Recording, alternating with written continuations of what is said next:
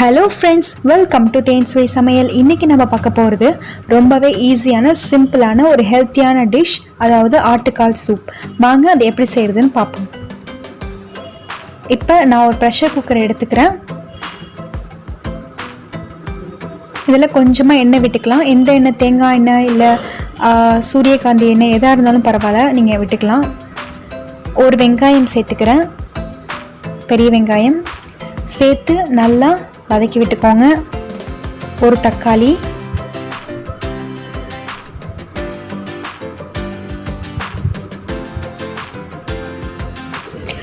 ஒரு பட்டை, ஒரு கிராம்பு, இது போதும்.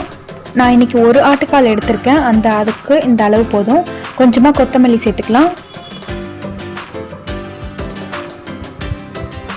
இப்போ ஒரு ஸ்பூன் இஞ்சி பூண்டு விழுது சேர்த்துக்கலாம். இதில் ஒரு ஆட்டுக்காலை சேர்த்துக்கிறேன். கழுவி க்ளீன் பண்ணி வச்சுக்கோங்க, அதை சேர்த்துக்கலாம்.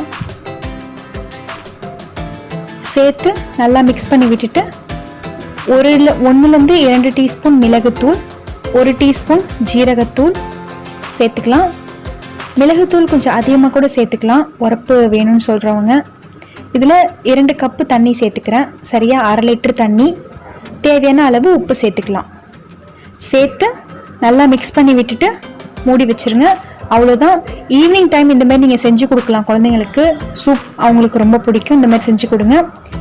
ரொம்பவே ஈஸியான ஒரு 2 விசில் இல்லை 2 to 4 விசில்குள்ளே ரெடி ஆகிடும். நம்மளோட சூப்பரான ஆட்டுக்கால் சூப் ரெடி ஆகிடுச்சு. இதை நீங்களும் வீட்டில் ட்ரை பண்ணி பாருங்கள். ட்ரை பண்ணிவிட்டு மறக்காமல் ஷேர் பண்ணுங்கள், லைக் பண்ணுங்கள், கமெண்ட் பண்ணுங்கள். இது வரைக்கும் எங்கள் சேனலை சப்ஸ்கிரைப் பண்ணாமல் இருந்தீங்கன்னா மறக்காமல் சப்ஸ்கிரைப் பண்ணிக்கோங்க. பெல் ஐகானை கிளிக் பண்ணிக்கோங்க. தேங்க்யூ.